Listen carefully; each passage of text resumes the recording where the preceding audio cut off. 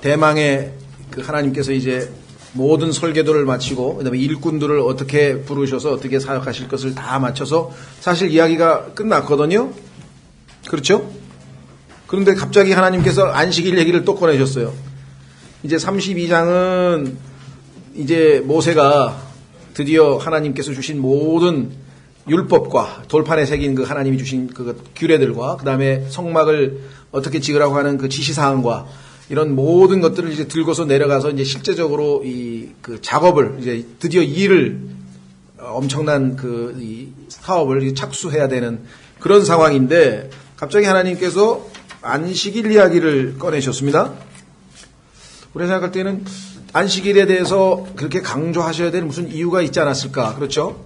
왜냐하면 20장에서 안식일에 대한 지시사항이 한 번 있었어요. 그런데 갑자기 31장에 와서 주님께서 32장 사건으로 바로 들어가기 전에 안식일을 꺼냈다. 여기에 대해서 이제 우리가 어떻게 이거를 해석해야 될 거냐, 어떻게 받아들여야 될 것이냐, 여러 가지 해석이 있습니다.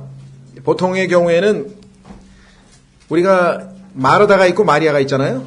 그렇죠? 그래서 마르다는 열심히 일을 하잖아요. 그러다 보면은 정작 중요한 주님의 발 밑에서 하나님의 말씀을 듣는 것을 소홀히 할 수가 있어요. 그렇죠? 그러니까 여기서 지금 일꾼들을 다 하나님이 뽑으시고 그 다음에 그에게 성령으로 충만하게 하시고 모든 재료도 다 어떻게 모으시는지 모든 지시사항이 끝나서 지금 이제 일을 하려고 지금 내려갑니다. 그래서 하나님께 내가 이와 같은 것을 다 받았다. 지시사항을. 이제 우리가 순종하는 일만 남았다. 이제 성막을 짓자 하고 이제 이렇게 착수를 해야 될 상황인데 아마 하나님께서는 이 모든 것에 앞서서 가장 중요한 것은 하나님과의 교제.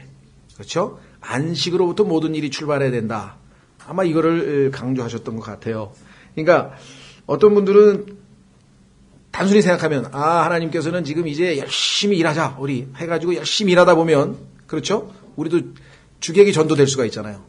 교회 가서 모두 봉사하고 모두 막 열심히 일하다 보니까 성경 읽을 시간도 없어 기도할 시간도 없어 이런 얘기를 혹간 특히 여러분은 그렇게 열심히 내는 것 같지는 않은데 선교 단체를 가면요 이런 얘기가 딱 들어맞아요. 그냥 아침에 가면 큐티 해야죠. 예. 그 다음에 또 점심 때 모여서 기도해야죠. 그 다음에 끝나가면 전도지 돌려야죠. 그 다음에는 또 집회 공고 붙이러 다녀야죠. 그 다음에 또 기도해야죠. 이러다 보면 정말 이 선교단체에서 충성하다 보면은 공부할 시간도 없어요. 그래서 선교단체에서 제일 잘 쓰는 표현이 뭐냐면 시험 때 시험 든다. 시험을 봐야 되는데 이제 중간고사고 시험을 봐야 되는데 일은 계속 있는 거예요. 그러면 그 일을 하려다 보면 시험을 못 보잖아요. 그러니까 두 파로 갈려요. 아니야. 그래도 내가 학생으로서 하나님께서 나에게 주신 임무를 최선을 다해야지. 공부하는 학생이 공부를 못하면서 다른 사람에게 전도하면 그게 먹히겠어? 말이 안 돼, 그건. 이때는 좀 중단하고 교회 일, 선교단체 일, 하나님의 일 그것 중요하지만 내가 학생이면 학생답게 공부를 해야 되고 농부면 농사를 잘 지어야지. 우리나라 노동자들은 노동은 안 하고 노동 운동만 하는 사람이 있잖아요. 그리고 이상하잖아요, 그 사람들은. 제일 대표적인 사람이 마르크스인데요. 마르크스 그 노동에 대해서 전문가 같죠? 안 해요. 평생 일을 한 번도 안 해본 사람이에요. 그 사람이 노동자를 위한다니까 정말 우스운 거예요. 자기 집에서 일하는 이제 하녀 월급도 안 준 사람이에요, 그 사람이요. 내가 지은 얘기가 아니에요. 그 기자가 비하인드 스토리를 다 캐냈어요. 관심 있는 분들은 저는 정말 모니터링 차원에서 읽었는데 책은 사실 필요 없어요. 저한테만 있을 거예요.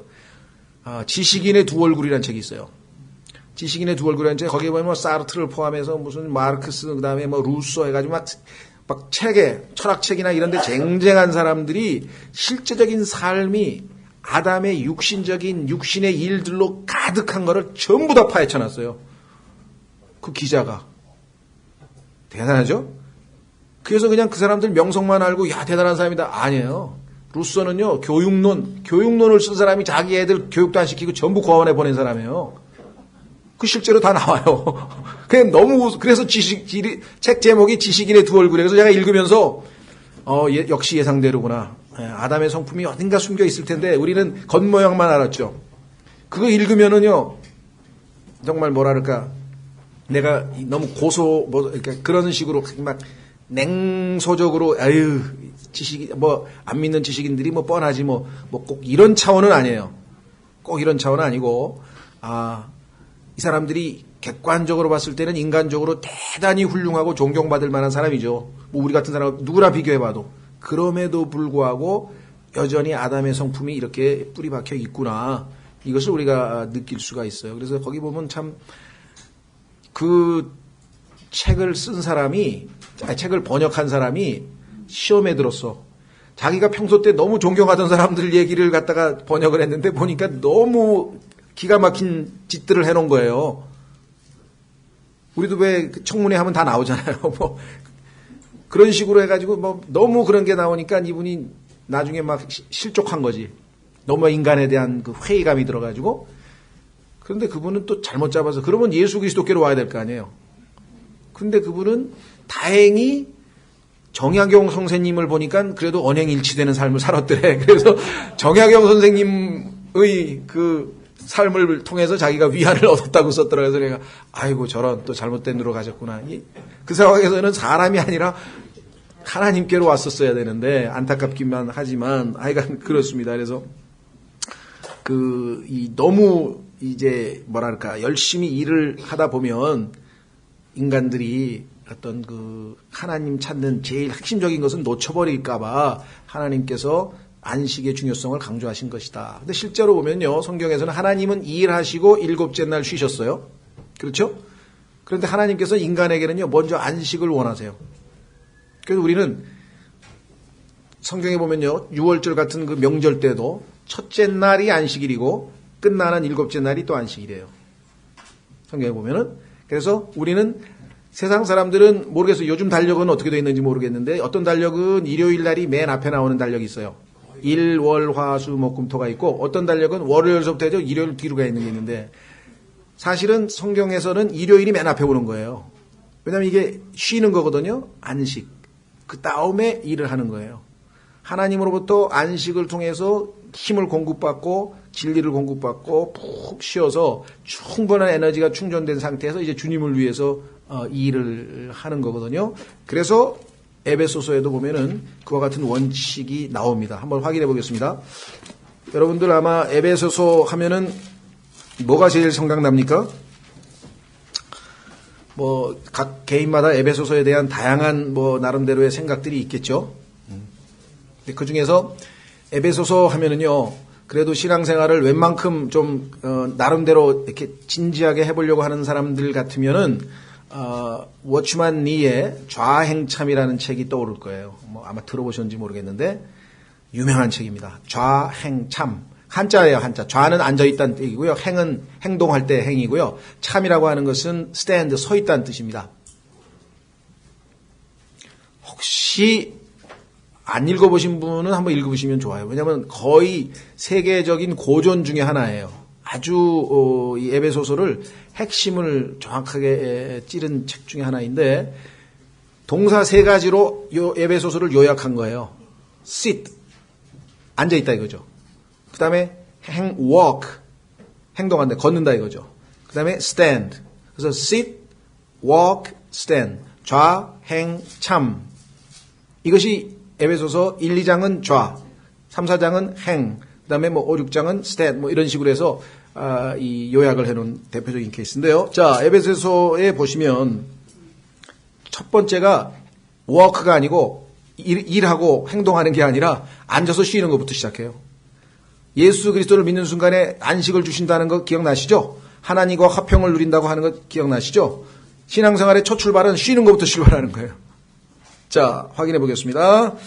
에베소서 2장 1절에 또 그분께서 범법과 죄들 가운데서 죽었던 너희를 살리셨도다.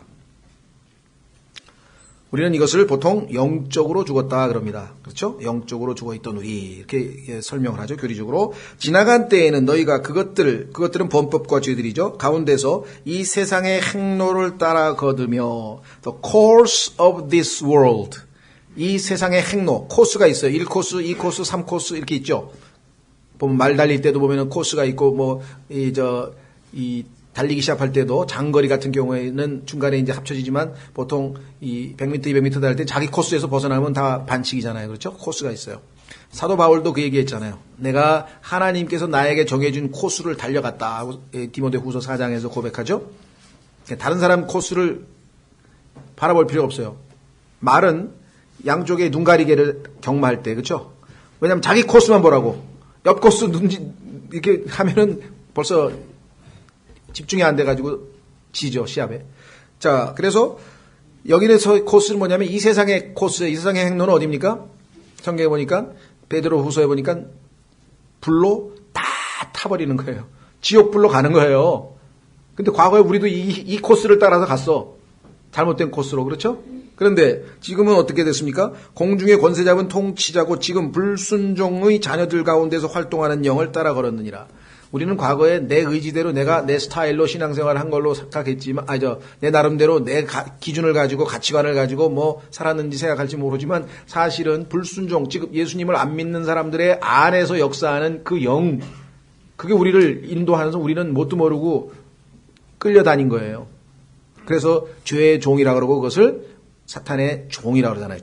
종노릇 했는데 지나간 때에도 우리는 다 그것들 가운데에서 우리 육신의 욕심 안에서 생활하며 육신과 생각의 욕망을 이루어 다른 사람들과 같이 본래 진노의 자녀들이었으나 그런데 인생의 역전이 왔죠. 그게 바로 4절의 but 우리는 접속사로 자녀들이었으나 이렇게 했지만 자녀들이었습니다. 그러나 이렇게 해서 사실은 그러나를 좀 살리면 이 역전 기분이 팍 드는데 조금 제 개인적으로는 좀 아쉬워요. 어떨 때는 이게 굉장히 아주 확 반전이거든요. 반전. 요즘 사람들이 쓰는 인생 역전. 로또 맞아서 인생 역전 돼봐야 도로 또 원점으로 돌아가잖아요. 그거 말고 예수 그리스도로 말미암아 긍휼이 풍성하신 하나님께서 친히 우리를 사랑할 때 보여주신 자신의 크신 사랑으로 인하여 심지어 우리가 죄들 가운데서 죽었을 때 우리를 그리스도와 함께 살리셨고 너희가 은혜로 구원을 받았느니라 또 함께 일으키사 그리스도 예수님 안에서 우리를 하늘의 처소들에 함께 어떻게 했다고요? 앉히셨으니 지금 우리 구원받는 순간에 벌써 앉아버린 거예요. 앉아서 푹 쉬는 거예요. 예수 그리스도의 말씀을 듣고 복음 안에서 기쁨을 누리고 찬송을 하고 형제들과 모여서 그래서 구원받은 초창기에는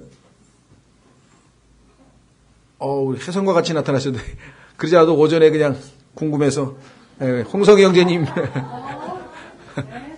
홍성희 형제님 오셨네. 반갑습니다.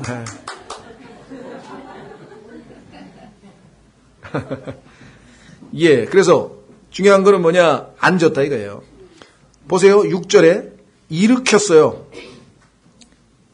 영적으로 죽어있는 자들을 살리셨어요. 이걸 살리셨다고도 하고 일으켰다고 하죠. 앞부분에서는 살리셨다는 말이 5절에 나와 있잖아요. 그리스도 함께 살리셨고 또 함께 일으키사 그리스도 예수님 안에서 우리를 하늘의 처소들에 함께 앉히셨으니 지금 하늘에 앉아 있어요. 우리가 여기서부터 신앙생활이 첫 출발하는 거예요. 아까 우리 어떻게 앉을 수 있습니까? 이 땅에 있는데 우리가 고린도전서 6장 17절로 가면은 예수 그리스도와 합하는 자는 한 영이거든요. 그래서 우리는 예수님과 함께 지금 셋째 하늘에 가 앉아 있는 겁니다. 지금 그렇기 때문에 우리는 실제적으로 소속이 하늘에 속해 있고 따라서 우리의 conversation 행실은 그걸 시민권이라고 해석을 했는데 그건 오역이고요. 시민권은 이라기보다는 성경에 들어가면은 우리의 행실은 하늘에 속한 것이에요. 왜? 하늘에 앉아 있잖아요, 지금. 이미 가 있잖아요. 소속이 하늘나라로 돼 있잖아요. 그렇죠? 그래서 어디예요? 뭘 찾으려고 그랬죠, 지금?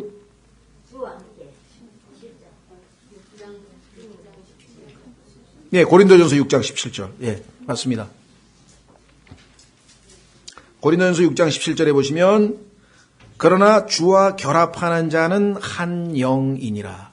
예수 그리스도께서 우리 안에 들어오셔서 우리는 지금 영적으로는 셋째 하늘에 가서 앉아 있는 거예요. 그런데 어떻게 이 땅에서 우리가 일부는 뭐 환난을 통과하고 일부는 또 남아 있고 그게 아닙니다.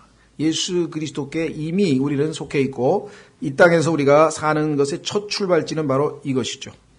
그렇죠? 그 다음에 이제 우리로 하여금 거기에서 머물러 있는 게 아니라 주님과의 교제 가운데에서 풍성한 말씀과 에너지와 능력과 모든 것을 받아서 그 다음에 walk, 행하라. 우리는 걸으라 이렇게 돼.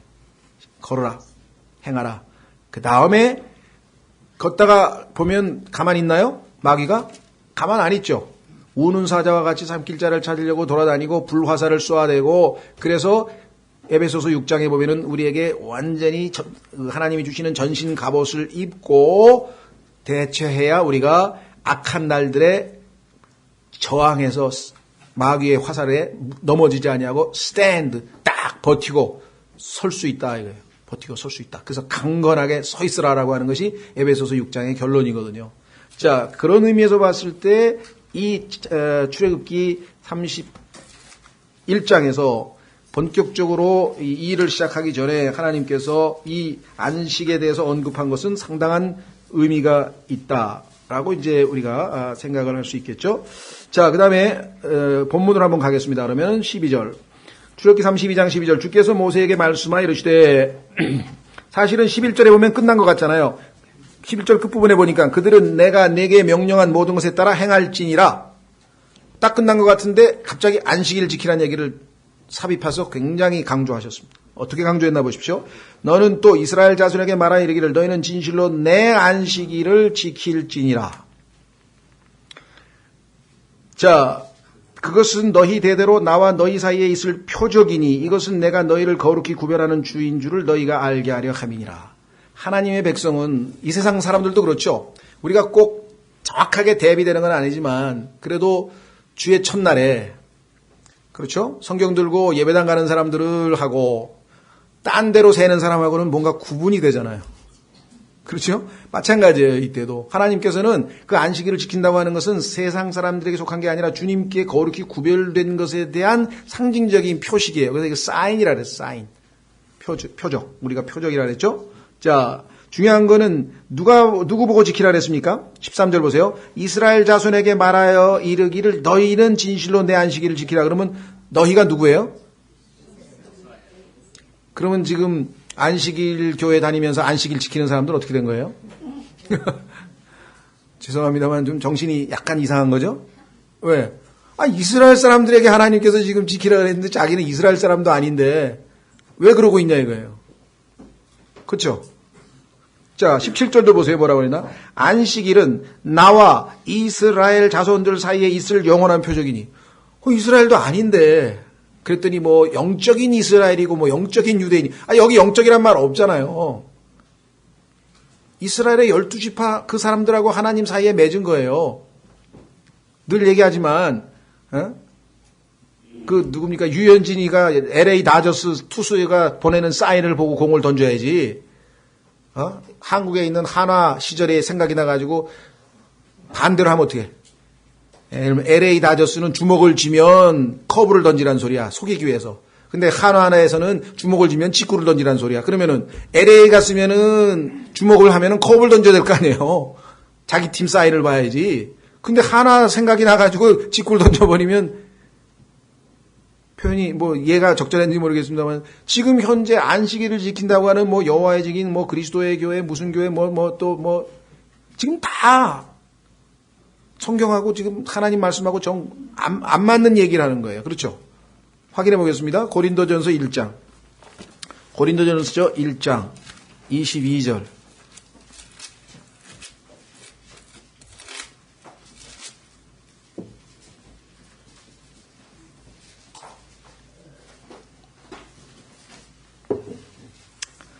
유대인들은 표적을 구하고 그리스인들은 지혜를 구하나 우리는 십자가에 못 박힌 그리스도를 선포하노니. 자, 여기 보세요. 유대인, 그리스인은 이방인들의 대표입니다. 그래서 이방인, 그 다음에 그리스도인. 딱 벌써 세 개 중에 하나예요. 유대인들은 표적이에요, 표적. 하나님은 기적을 일으키시는 분이고 초자연적인 분이시고 표적을 일으키시는 분이기 때문에 표적을 보여줘야 유대인들은 믿게 돼 있어요. 그래서 예수님한테도 뭐라 그랬어요? 표적을 보여달라 그랬잖아요. 그 예수님께서 내가 요나의 표적 이외에는 너희에게 보여줄 게 없다 하면서 표적을 보여주셨죠. 제일 큰 표적. 왜? 죽었다 살아난 것보다 더 큰 기적이 있나요? 그 요나의 표적을 보여주셨다. 그렇죠? 물론 그 이외에도 많은 표적을 이미 보여줘서 왜? 유대인들은 권리가 있어요. 처음에 유대인과 하나님 사이에는 표적으로부터 시작합니다. 뭐라고 했습니까? 하나님께서 모세에게 내 막대기를 던지라 그러세요. 던졌을 때 뱀이 됐죠? 그렇죠? 그래서 하나님과 유대인은 항상 표적이 없으면 유대인들은 믿으면 안 돼요. 그래서 사도들에게도 하나님이 표적을 주신 거야. 사도들의 표적. 사도들이 표적을 행하지 못하면 아무리 멋지게 설교해도 그건 가짜야. 속으면 안 돼. 표적이 있어야 돼. 그건 유대인과 하나님 사이의 경륜이야. 하나님과 유대인 사이에. 그러니까 유대인을 다루시는 하나님의 경영 방식은 항상 표적이야. 여기 써 있잖아요. 유대인은 표적을 구한다고. 그래서 하나님께서는 표적을 주셨는데 그 중에 하나가 뭡니까? 안식일이야. 그렇죠? 예. 그 중에 하나가 뭡니까? 할례야. 그래서 하나님께서는 유대인과 하나님 사이에만 딱 표식이 있어. 표적이 있어. 그래서 통하는, 주고받는. 자, 문제는 오늘날 자기가 아닌데도 불구하고 억지로 이 표적을 지키려고 하는 어리석은 사람들이 있다는 것 우리가 조심하시고요. 자, 내려갑니다. 내 안식일을 지킬지니라 그래. 성경에 따르면 일반적으로 알고 있는 안식일은 첫째 날, 둘째 날, 셋째 날, 요즘으로 치면 일, 월, 화, 수, 목, 금, 토에서 토요일이 일곱째 날입니다. 그렇죠? 예. 여러분들 하나님께서 아까 안식으로부터 우리부터 출발해서 안식한 다음에 그 다음에 이제 일하라고 했는데 실제적으로 보면요. 하나님께서는 성경에 보면 하루 시작이 저녁 6시부터 시작해요. 저녁 6시부터 일하는 사람 봤나요? 밥 먹고 자는 거예요. 그리고 아침에 일어나서 일하는 거예요. 하나님의 방식은 우리 생각하고 다르죠? 예. 자, 그런데 여기 보면은 안식이라고 하면은 일반 그리스도인들에게는 항상 일곱째 날 한 개밖에 몰라요. 근데 성경에는 하나님이 정하신 명절에는 특별한 안식일이 또 있어요. 첫째 날도 안식일이고 일곱째 날도 안식이고 보통 일곱째만 안식이잖아요. 그런데 그것도 중간에 있기 때문에 예를 들면 지금이 첫째 날이야. 그 다음에 둘째 날, 셋째 날에서 일곱째 날이 안식일인데 셋째 날 명절이 시작이 돼 만약에. 그럼 셋째 날 시작되는 여기도 안식일이야. 왜냐면 명절의 첫째 날이 명절이니까, 안식일이니까. 그리고 그 명절의 일곱째 날도 또 안식일이야. 그러면은 이 두 안식일은 일반적인 계산하는 토요일에 안 맞아 떨어지죠. 그것까지 다 포함해서 지키라는 얘기예요, 여기서. 그래서 이걸 모르면, 소위 말하면 예수 그리스도께서 금요일 날 돌아가셨다고 하는 이 잘못된 소위 말하는 전통이 나오는 거예요. 여러분들 성금요일이란 말 들어보셨나요? 로마 가톨릭 교회에서는 성금요일이라고 해서 예수님께서 금요일 날 돌아가셨기 때문에 그날은 거룩한 날이고 그래서 그날은 우리가 예수님이 고난을 당하시는데 우리가 이렇게 좀 쾌락을 이러면 안 된다. 그래서 그날은 고기를 안 먹어요. 가톨릭에서. 왜? 고기는 우리에게 좀 즐거움을 주잖아요. 그래서 그런 음식, 그런 취지에서. 근데 성경에 보면 예수님께서 금요일 날 돌아가셨으면 성경 자체가 모순이 돼. 왜냐하면 예수님은 3일 낮, 3일 밤을 지금 땅의 중심부, 즉 지옥에 가 계셨는데 문제는 예수님께서 소위 말하면 안식일 날 끝나면서 예수님이 첫째 날, 소위 말하면 오늘로 치면 일요일 날 부활하셨단 말이죠. 그러면 오늘날로 치면 토요일 6시부터 시작해서 일요일이 시작이 되는 거예요. 그렇죠? 그러면 그 토요일 6시부터 시작해가지고 새벽 6시 사이에 예수님은 부활하셨어요. 그리고 새벽 때에 이미 제자들에게 자신의 모습을 보여줬단 말이에요. 그렇죠? 그러니까 첫째 날 예수님이 부활하셨다면 만약에 토요일 날 6시, 그러면 6시 1분서부터 이제 소위 말하면 일요일인데 그때까지 계산해 보면은 적어도 예수 그리스도는 수요일 날 오전에 9시에 못 박히시고 12시에 대낮같이 그 환하던 그 낮이 하나님의 심판으로 캄캄해서 어두워지고 그리고 예수님께서는 3시쯤에 십자가에서 돌아가시고 그리고 6시쯤에 묻혔다 이 말이에요. 그래서 목요일서부터 시작해서 목, 금, 토 3일 풀로 72시간을 지옥에 그 성경에서 보면 예수님은 수요일 날 돌아가신 거예요. 근데 이 잘못된 생각을 가지고 왜 그러냐? 안식일을 생각한 거야, 안식일. 그래서 안식일이라고 하는 것을 한 가지만 생각했기 때문에. 그런데 성경에서 얘기하는 그 안식일은 예비일, 큰 안식일이라고 해서 하이데이란 말을 썼는데 그것은 뭐냐면 6월절이 시작하는 첫째 날. 다시 말하면 예수님이 출애굽기에서 6월절 어린 양이 오후 3시에 잡아서 먹고 6시부터 무교절이 시작이 돼요. 그렇죠? 6월절 저녁이 끝나면서 곧 다음 날서부터 무교절이 시작되는데 그 무교절 첫째 날을 성경에서 안식일이라고 했어요. 그래서 그것은 명절에 입각한 다른 안식일이지 토요일에 해당하는 안식일이 아니에요. 그러니까 요한복음에는 안식일이 2번 나오는 거예요. 근데 그 2번 나오는 안식일을 잘 모르니까 한 가지 토요일만 계산해가지고 하다 보니까 금, 토일 이렇게 만들어가지고 예수님이 금요일 날 돌아가셨다. 그렇게 결국은 어떻게 보면 꽤 맞춘 거죠. 그래서 여러분들이 이 안식이라고 했을 때에는 그 명절에 입각한, 즉 토요일과 아무 상관없는 다른 명절 때 지키는 안식일이 있다는 사실을 기억해 주시면 좋겠습니다. 그 다음에 14절. 그러므로 너희는 안식일을 지킬지니 그것은 너희에게 거룩하니라. 안식일을 더럽히는 자는 다 반드시 죽일지니 누구든지 그날에 일하면 그거는 하나님 자기 백성 가운데서 끊어지리라. 그렇습니다. 하나님과의 교제가 최우선입니다. 엿새 동안은 일할 것이나 일곱째 날은 안식하는 안식일이니 주께 거룩하니라. 누구든지 안식일에 일하는 자는 반드시 죽일지니라. 그러므로 이스라엘 자손이 안식일을 지키되 그들의 대대로 안식일을 준수하며 영속하는 언약으로 삼을 것이니라. 안식일은 나와 이스라엘 자손들 사이에 있을 영원한 표적이니 이는 주가 엿새 동안에 하늘과 땅을 만들고 일곱째 날에 안식하며 상쾌하게 되었기 때문이니라 하라. 중요한 것은 출애굽기 31장에 와서 안식일을 하나님께서 창조하시고 쉬었던 안식과 연관을 시키셨지, 그 전에 있던 사람들은 안식일이라고 하는 것이 있는 것도 모르고 아무것도 몰랐다는 사실 여러분 다 아셔야 됩니다. 무슨 말인지 아시겠어요? 여기서 지금 하나님께서 안식일을 설명하시면서 자신의 창조와 연관시켜서 설명을 지금 해줬으니까 이때부터 그 전에 있는 사람들은 안식일을 지킨 적도 없고 전혀 개념도 모르고 있었다는 사실을 아셔야 돼요. 안식교에서 주장하는 것처럼 이봐라 말이야. 창세기부터 시작해가지고 안식일이 다 지켜지지 않았느냐. 안식일 안 지켰어요. 아브라함도 안 지키고 아무도 안 지켰어요. 무슨 말 이해가 되셨어요? 예. 여기서 주님이 의미를 부여하신 것이죠. 자, 놀라운 사실은요, 상쾌하게 되었기 때문이라. 참 이 표현이 refreshed란 말이 나오는데 성경에 보면요, 사도 바울 경우에도 어떤 형제가 주님을 잘 따르고 좋은 간증을 세워서 그 덕분에 내 마음이 상쾌해졌다, 유쾌해졌다 이런 표현을 자주 써요. 여러분도 아마 그런 경험이 있으실 거예요. 그러죠? 아주 어떤 형제의 간증을 듣고 마음이 아주 상쾌해지고 새로워지고 다시 아주 솟는 그런 경험들을 우리가 갖게 되죠. 자, 그래서 18절 그분께서 시내산 위에서 모세와 대화하는 것을 마치고 증언판 2개를 그에게 주셨는데 그것들은 돌판이요 하나님의 손가락으로 쓰신 것이더라. 자, 우선 안식일에 대해서 18절 들어가기 전에 조금 몇 가지 좀 정리해서 여러분들에게 좀 이 정보를 좀 드리려고 합니다. 여기 지금 잘 정리되어 있는 게 하나 있는데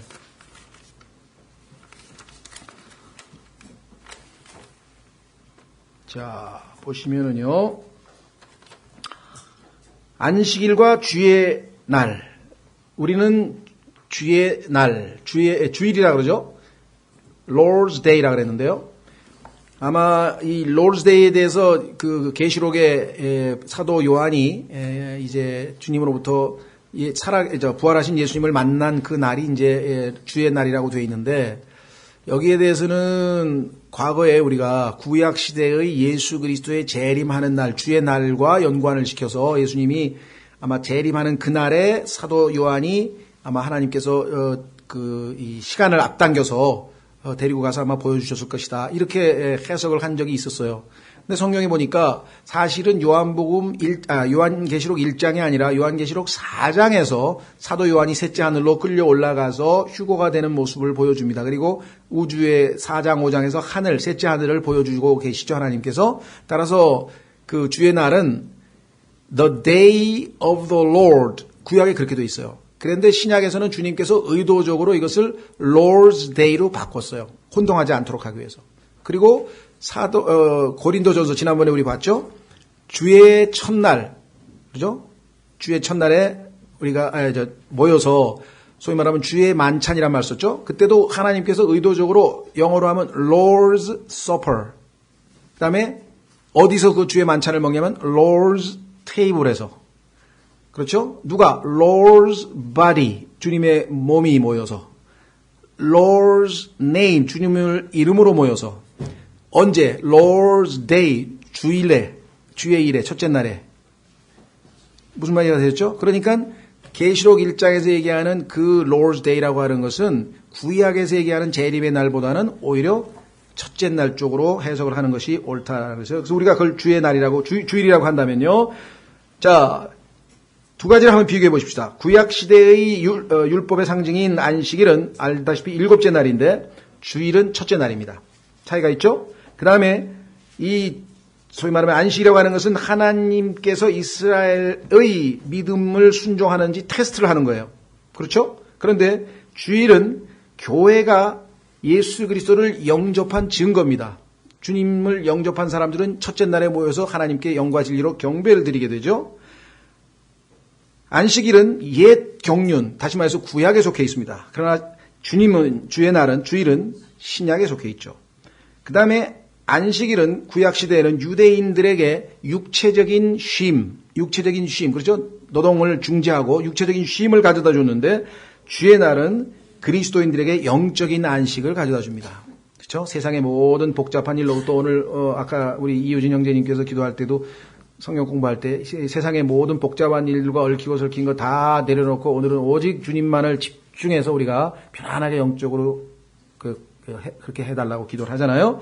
자, 그 다음에 히브리 사람들, 유대인들은요, 만약에 안식일날 일하면은 아까 얘기한 것처럼 죽음에 처해졌죠. 죽이라고 그랬잖아요, 하나님께서.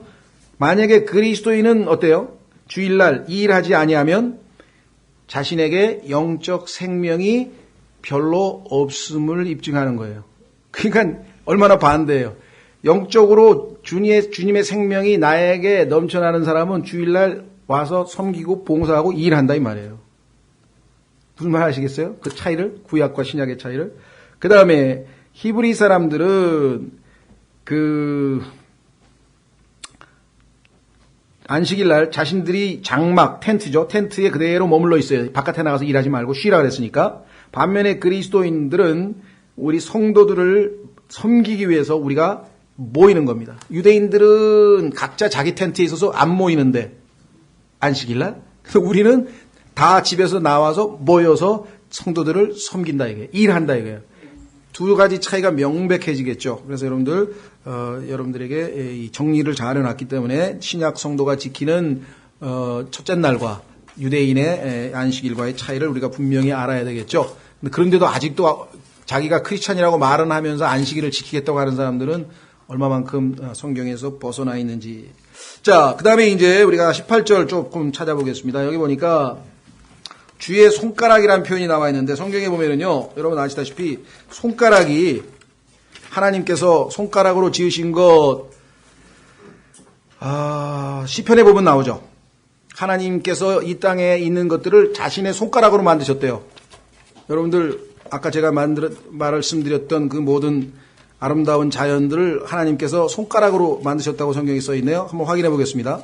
성경에서 주의 손가락이 나오면 분명히 십계명의 돌판도 주님께서 손가락으로 쓰셨는데 주의 손가락 한번 성경을 통해서 몇 가지 한번 찾아보려고 합니다. 시편 8편에 보니까 3절 주의 하늘들 곧 주의 손가락으로 지으신 작품과 주께서 정하신 달과 별들을 내가 깊이 생각하오니 사람이 무엇이기에 주께서 그를 생각 속에 깊이 두시나이까? 사람의 아들이 무엇이기에 주께서 그를 찾아오시나이까? 오늘날 우리 주변의 모든 환경은 이와 같은 하나님께서 주의 손가락으로 지신 것 작품들을 깊이 생각하지 못하도록 만듭니다. 왜 그럴까요? 너무나 우리에게 우리의 생각과 마음을 빼앗는 모든 것들이 지금 너무나 질비해서, 그렇죠? 요즘에 물론 자연 구경하러 바깥에 나가서 이제 뭐 산 둘러사러 가는 사람도 있습니다만은 일상생활에서 우리가 이렇게 차분하게 하나님이 지으신 이 아름다운 자연 세계를 관조하면서 참 창조주 하나님은 아니더라도 자기 생각 나름대로 그래도 조물주가 계신 건 아닐까? 저렇게 찬란하게 아름다운 별빛이 비치고 뭐 그렇죠? 아니면 남이섬에만 가도 막 별이 빛나면 아무것도 예수님도 모르는 사람들도 와 하면서 뭐 한마디씩은 하잖아요. 나이아가라 폭포를 보든 아니면 이과수 폭포를 보든 거기 얼마나 많은 사람이 구경 가요. 그 앞에서 자신들의 어떤 그 광대한 자연 앞에서 자기가 정말 인간이 별거 아니구나 뭐 이런 것도 느끼고 하면서 뭐 깊이 그래도 생각할 거리가 있는데 오늘날은 뭐 이 소위 말하면 그 뭐라 그러죠? 이 IT 문화, 전자파 너무나 아주 급속도로 순간적으로 즉흥적으로 모든 게 막 타타타타타 보니까 뭔가 깊이 너무나 피상적으로 그냥 즉흥적으로 모든 게 넘어가지 좀 뭔가 차분하게 깊이 생각하고 이럴 여유가 없는 것이에요. 그게 마귀가 지금 마지막 시대에 사람들로 하여금 하나님에 대해서 생각을 못하게 만드는 거예요. 하나님 생각하는 것 자체를 차단시켜버리는 거예요. 생각할 여를도 없어요. 그렇죠? 종일 이것만 들고 있는데 어떻게 하나님을 생각하나요? 이 위를 언제 보나요? 이것만 하고 있는데 언제 보냐고 하나님.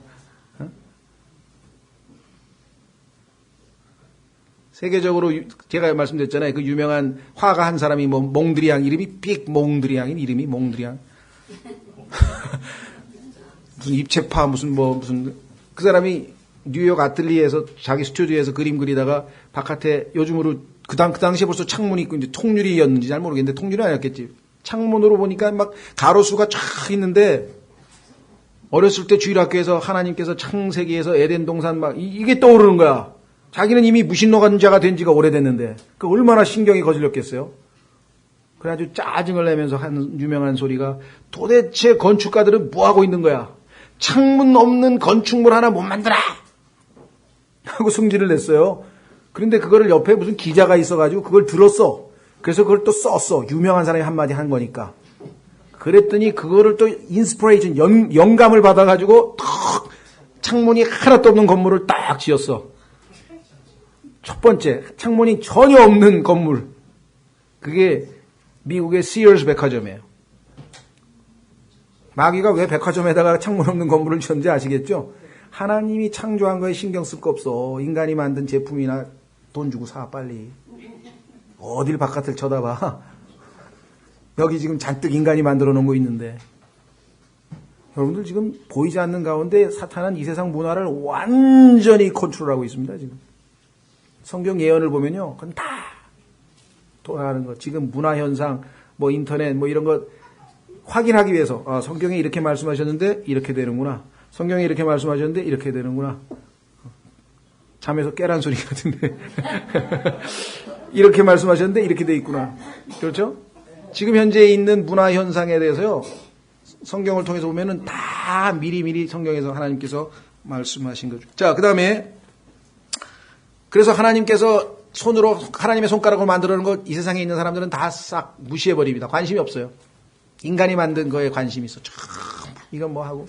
두 번째, 출애굽기 8장에 보면은 하나님께서 손가락이 나타났다라고 하는 고백한데 뭐냐? 10가지 재앙 중에서 첫 번째는 물이 피가 되게 했어요. 그랬더니 이집트 술사들도 흉내를 냈어. 두 번째는 깨구리가 나오겠어. 그랬더니 이집트 술사들도 깨구리를 등장시켰어. 그래서 세 번째는 재앙은 탁 하고 막대기로 땅을 쳤더니 흙이 이가 됐어. 이. 아시죠? 이. 근데 그거를 딱 보더니 이집트 술사들이 이건 우리 못합니다. 이거는 하나님의 손가락이 하신 겁니다. 뒤로 뺐다 이거죠. 저도 그럴 것이 성경에서 여러분 흙 아시죠? 흙. 흙에서 인간을 창조하셔서 코에다가 숨을 불어넣으신 게 하나님의 원창조잖아요. 그거는 마귀가 흉내를 못 내지. 자기가 만들어진 걸 가지고 사람을 속일 수는 있지만 창조를 할 수는 없는 거죠. 그렇죠? 예. 여러분들 예수님께서 그거를 마무리 지으면서 자 성경에 보니까 하나님께서 우리 인간을 지으셨다 그랬는데 의도적으로 하나님께서 창조주임을 입증하기 위해서 하나님께서 한 가지 마무리 작업을 안 했어요. 그 활용 첨점이라는 거 여러분 아시죠? 화가들이 그림을 그려놓고 맨 마지막에 눈 하나 딱 그리는 거. 특히 일본 사람들 보면 그런 거 잘 하잖아요. 딱 이렇게 그려놓고 마지막에 눈 딱 그려. 태어나면서부터 소경이 있어도 예수님께서 찾아와가지고 고쳐달라 그랬더니 예수님께서 갑자기 힘을 탁탁 뺐더니 흙을 엉겨가지고 눈에다가 딱 발랐더니 그게 창세기에서 하나님께서 하신 창조하시는 거예요. 왜 그러냐면 하나님이 창세기에서 창조하신 그 창조주이신 것을 보여주기 위해서 이 사람에게는 마지막으로 눈은 창조를 안 해놓으신 거라니까. 무슨 말 이해가 되시겠어요? 그 눈을 뜨게 즉석에서 예수님은 원창조를 하실 수 있는 분임을 거기서 입증하시잖아요. 예수님의 손으로. 자, 그런데 바라오는 그걸 어떻게 했습니까? 우습게 여겼죠. 하나님의 손가락이라 그랬는데 필요 없다 그래가지고 또. 자, 인간은요, 하나님이 하신 손가락으로 한 거 다 거부해요. 다니엘서 5장에 보면 하나님께서 갑자기 손가락이 나오더니 벽에다가 뭐라고 써놨어요. 그렇죠? 그거 해석을 누가 했습니까? 이 세상에 그 어떤 석학도 그 해석한 사람이 없어요. 하나님께서 해석해 주셨지. 그렇죠? 예. 지금 기억이 하여간 무게를 다하니까 모자라다 하면서 성경이 해석을 해줬죠. 그뿐이 아니에요. 하나님의 손가락, 여기 지금 나왔잖아요. 우리, 돌판에다가 하나님께서 이제 십계명을 써가지고 탁 줬는데, 그거 어떻게 됐습니까? 받기도 전에, 그거 전달되기도 전에, 그거 읽어보기도 전에, 벌써 거기에 써 있는 1번, 2번 계명을 어기고 우상숭배하고 있었어요. 그래서 어떻게 했어요? 집어 던져서 깨졌잖아요. 그걸 뭘 의미합니까? 율법은 깨트리라고 존재하는 거예요. 깨질 수밖에 없어. 왜? 못 지키는 거니까. 하나님께서 상징적으로 이스라엘 백성들에 대해서 미리 모세에게 알려줬잖아요. 그 모세가 그걸 화가 나서 던졌지만 사실은 모세가 던졌다기보다는 이미 그것 전달하기도 전에 네 백성은 이미 그거를 깨트리고 이미 어긴 거다. 근데 누가 개입했습니까? 금송아지가 개입했죠. 마귀, 아피스라고 하는 이집트의 신인데요. 자, 이 사탄이 왜 이스라엘 백성들을 충동해서 그와 같이 하나님께서 주시고자 하는 거룩한 율법을 미리 어기게 했을까? 여기도 지금 봤지만 하나님께서 하시는 일에 대해서는 마귀는 사사건건 방해를 합니다. 하나님께서 지금 주신 거룩한 율법, 이것을 통해서 이제 이 율법을 지키면 축복, 이 율법을 안 지키면 저주 하면서 하나님께서 이제 이스라엘 백성들에게 그 하나님의 거룩한 성품이 담긴 그것을 주려고 하는데 마귀는 이미 백성들을 미혹시켜서, 그렇죠? 하나님의 손가락이 나타나는 곳에는 항상 마귀가 가 있는 거예요. 미리. 어디든지 성경에 보면은 항상 예수 그리스도께서 태어나기 전에부터 헤롯의 마음을 준비시켜서 예수님 태어나니까 2살 이하 싹 죽여라. 그렇죠? 항상 우리는 이건 하나님의 일을 방해하는 마귀의 어떤 그 역사를 우리가 성경적으로 항상 인식하고 있어요. 자, 그래서 우리는 18절에 대해서 우리가 좀 살펴봤고요. 자, 그러면 32장으로 가서 어디까지 볼지 모르겠습니다만 우선 우리가 주어진 범위 내에서 한번 살펴보죠. 32장.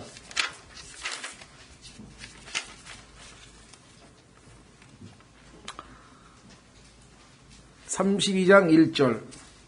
32장 1절. 모세가 산에서 내려오는 것이 늦어지는 것을 백성이 보고는 함께 모여. 죄인들이 함께 모이면 항상 나쁜 짓을 하죠. 예. 바벨탑에서도 함께 모여서 나쁜 짓을 했고요. 교회들도 연합해서 함께 모여서, 그렇죠. 결국은 함께 모이는 것이 하나님 보시기에는 그리스도인들이 예수 그리스도의 이름으로 함께 모이는 것 이외의 모든 모임, 그게 동호회가 됐던, 그게 정치적인 정당 모임이 됐던 모든 것은 다 파괴적으로 나옵니다. 거기에 하나님이 주인이 아닌 모임은 항상 파괴적인 열매를 가져오게 돼 있어요. 이 세상에서. 자, 그래서 함께 모여 아론에게 가서 그에게 이르되 일어나 우리를 위해 우리 앞에 갈 신들을 만들라. 성경에 신들이 처음에 어디 등장합니까? 창세기 3장에 등장했죠. 그래서 뭐라고 얘기했어요? 신들의 우두머리인 이 세상의 신. 이 뱀의 모습으로 나타나는 것 같아요. 뱀이 나타나가지고 뭐라고 얘기했는 거 아니? 하나님께서 너희가 선과 악의 지식의 나무를 먹고 어떻게 될까봐? 신들과 같이 될까봐. 그래서 막았다 그랬어요. 자, 창세기 3장 4절로 가시면은요. 3장 5절.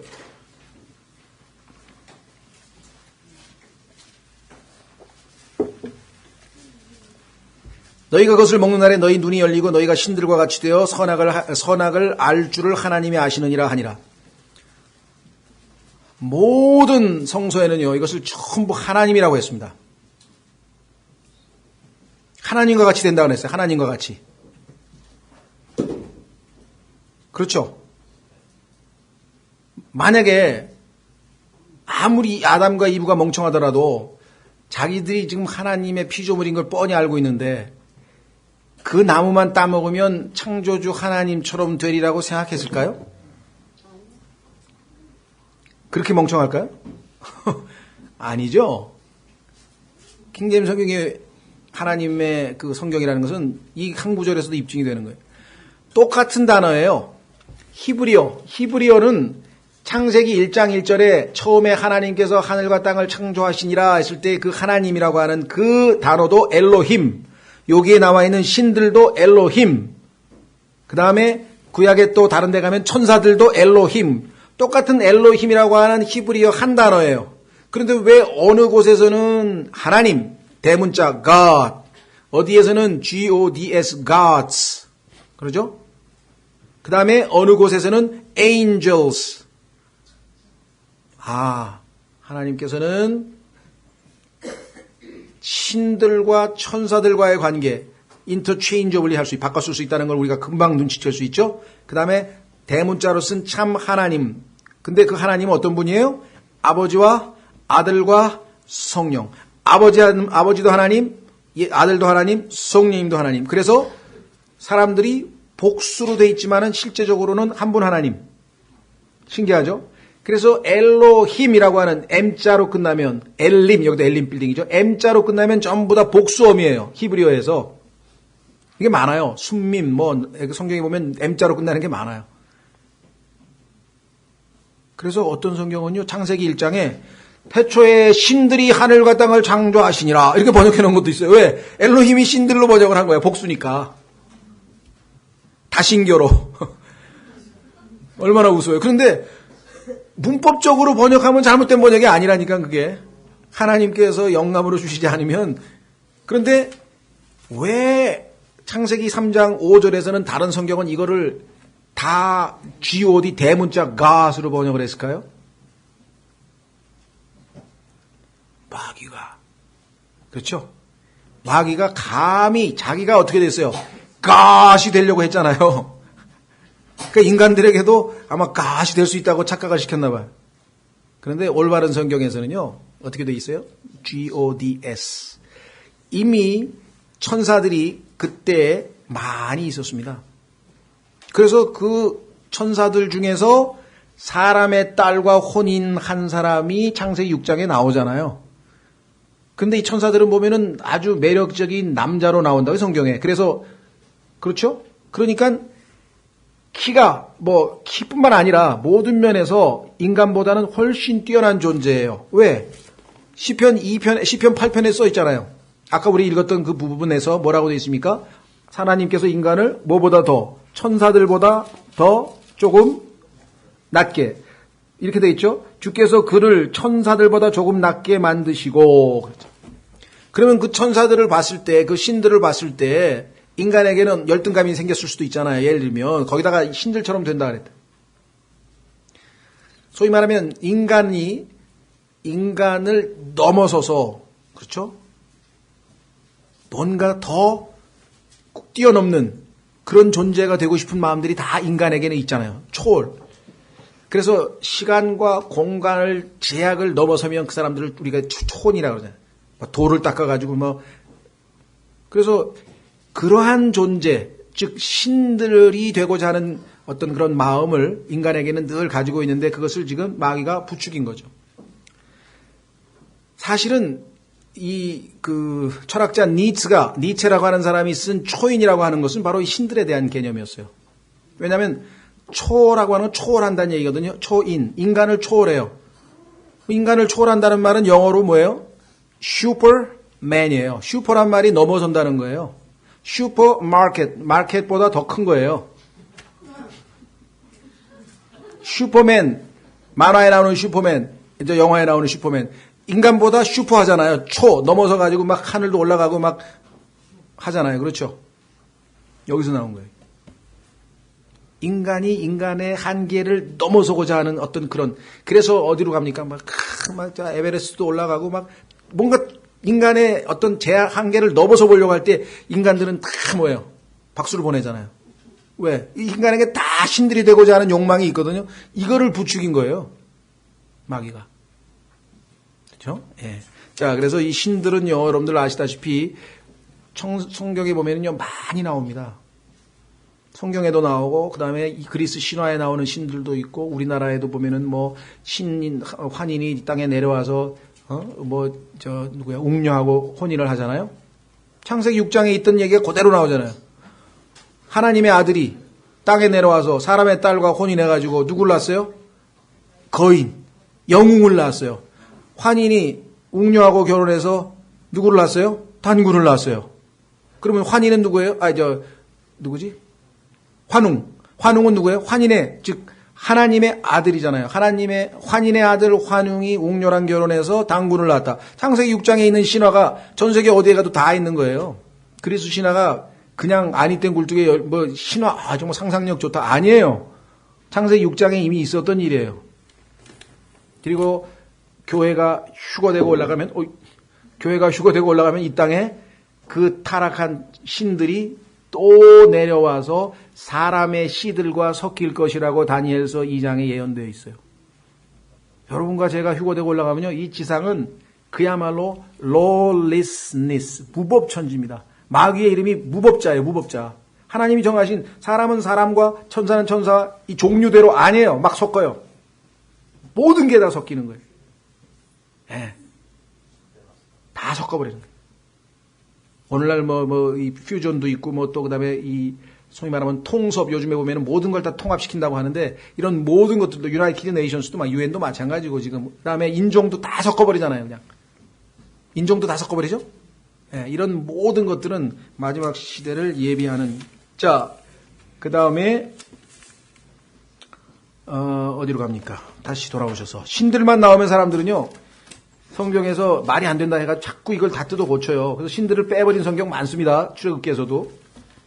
근데 성경은 창세기 3장에서부터 이미 신들의 존재에 대해서 언급을 해 놓았죠. 우리를 위해 앞에 갈 신은 항상 인간보다 뛰어나기 때문에 미래를 예측하고요. 그 다음에 앞서서 인간의 가야 될 길을 인도하고, 그 다음에 안전을 책임지고 막 이러잖아요.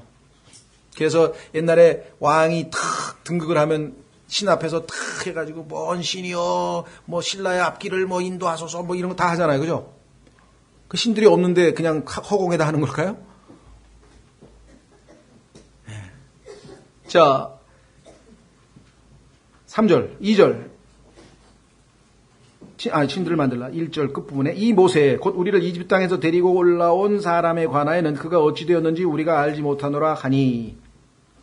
40일간 올라가 있었는데 아마 참지 못하고 중간에 지금 이렇게 됐네요. 아론이 그들에게 이르되 너희 아내들과 너희 딸들의 귀에 있는 금 귀고리를 빼서 내게로 가져오라 하매. 여러분들 출애굽기에서 언제 금 귀고리 귀에다가 꼽았습니까? 기억나세요, 여러분들? 네. 처음에 종이 자기 스스로가 그 주인의 종이 되기 위해서 자유를 허락했을 때, 나는 종이 되겠다고 했을 때 귀에 가서 구멍을 뚫고, 기억나시죠? 예. 그러니까 어떤 의미에서 보면은 어떤 순종의 길에서 내려놓는 거죠. 다 빼라, 이거 다 빼가지고, 이제 내게로 가져오라.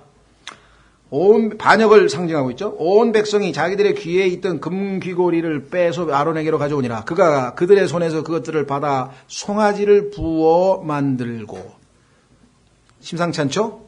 송아지. 이 송아지의 기원은 사실은 여러분들 나중에 보면은 어디서부터 시작이 되면요. 창세기 3장에 나와요. 확인해 보겠습니다. 창세기 3장에 송아지는 안 나오지만 가축이 나와요. 가축.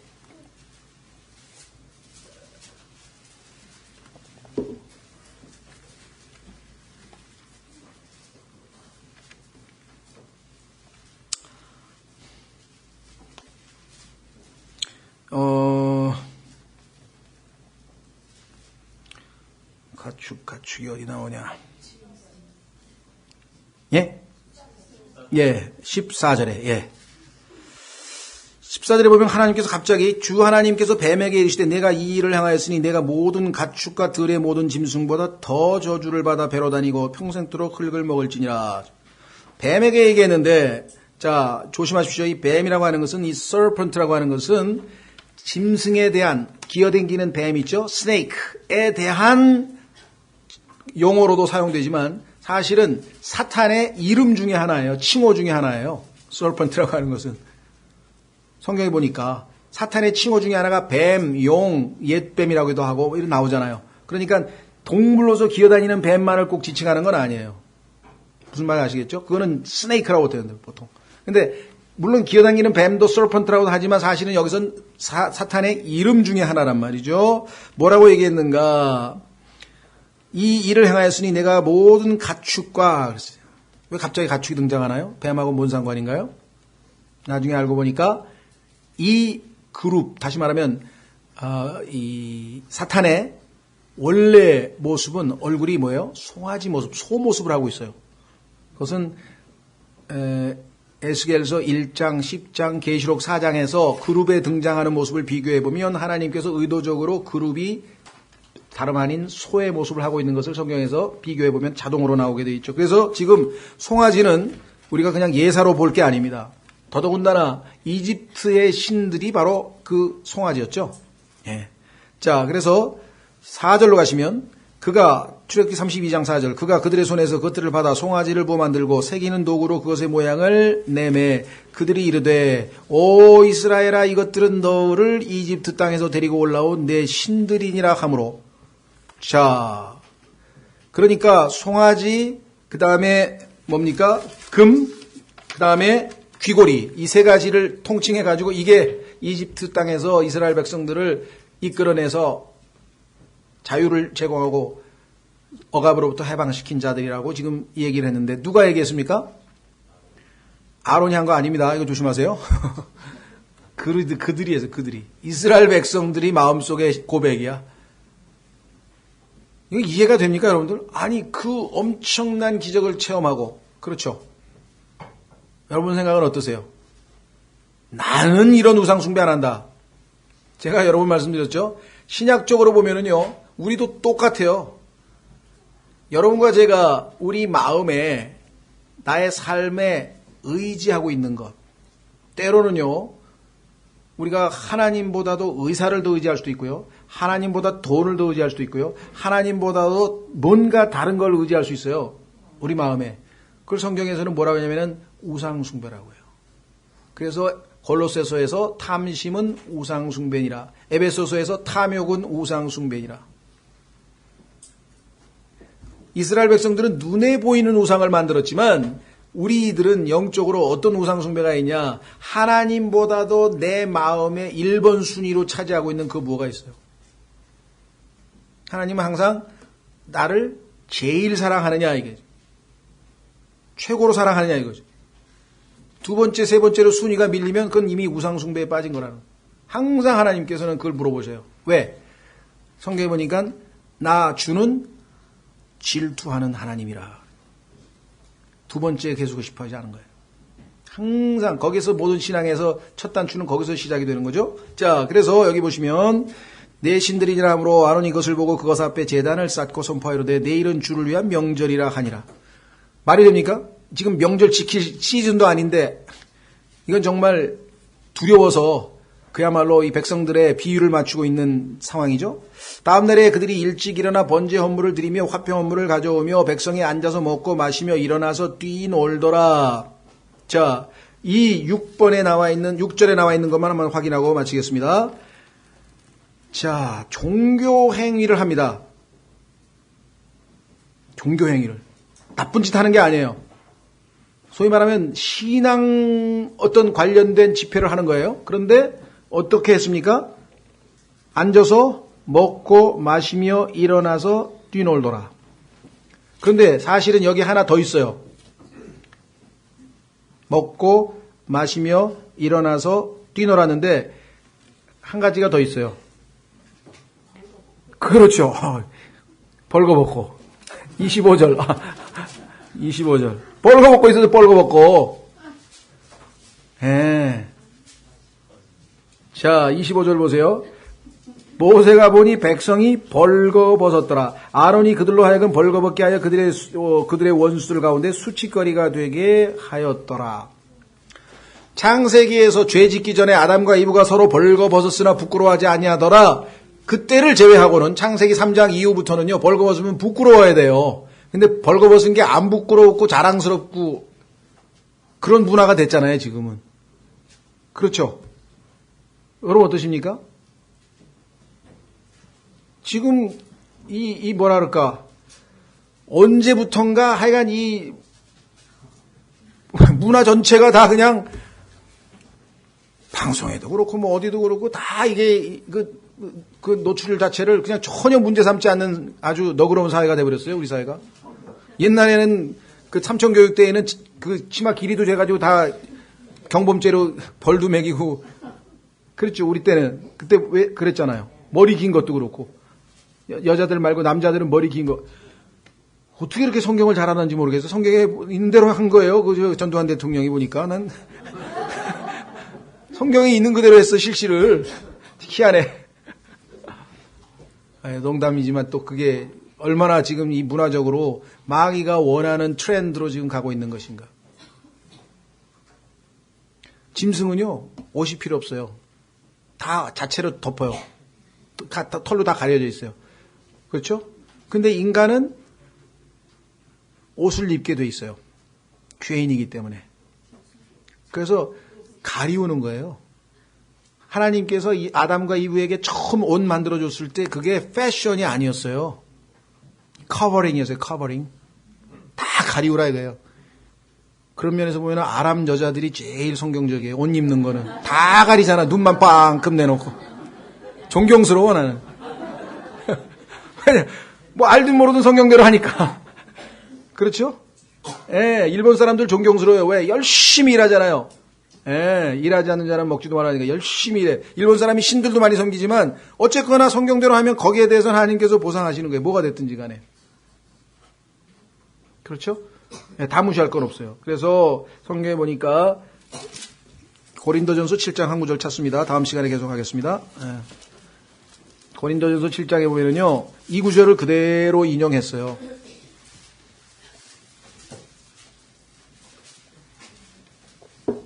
오늘날 소위 말하는 열린 예배라고 하는데요. 열린 예배 보셨습니까, 여러분들? 방송에서 가끔 가다가 이렇게 뭐 CTS나 뭐 이런 데서 하는 거 보면요, 이게 무슨 뭐라고 해야 되나? 이름만 무슨 열린 예배 아니면 경배와 찬양이지, 이건 완전히 무슨 콘서트하고 똑같아요. 똑같은 내용 반복하면서 그냥 뭐 옷차림도 별 차이도 없어. 그냥 와가지고 계속, 야, 저걸 지금 예배 드린다고 하고 있는 거니? 먹고 마시고 뛰고, 이거 성경에 나오는 우상숭배하고 있는 건데, 지금 보니까. 보세요. 뭐라고 돼 있나? 고린도전서 6장. 6장 맞나요? 몇 절인가?